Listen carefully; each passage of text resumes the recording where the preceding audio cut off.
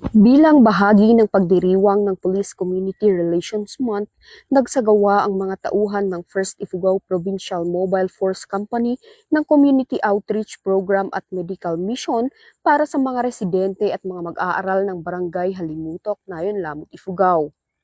Ang aktibidad ay pinangunahan ni Police Lieutenant Colonel Dwight L. Fagian, Force Commander ng 1st IPMFC, sa ilalim ng pamumuno ni Police Colonel Jeremias G. Oyawon, Provincial Director ng Ifugao Police Provincial Office, katuwang ang God's Helping Hand Organization sa pangunguna ni Dr. Arian Taklay, 11th Special Action Battalion, Lamut Municipal Police Station, Municipal Health Office at iba pang mga stakeholders.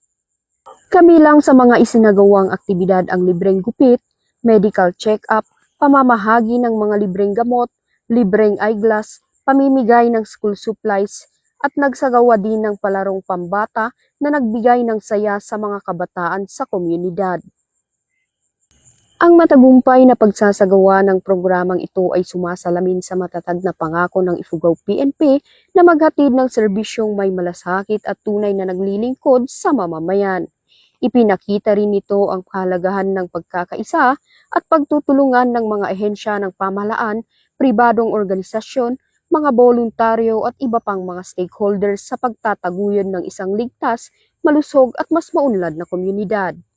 Mula dito sa Lamut, Ifugao, ako ang inyong PNN correspondent, Patrol Woman Janice Bulahaw, alagad ng batas, tagataguyod ng Balitang Pulis.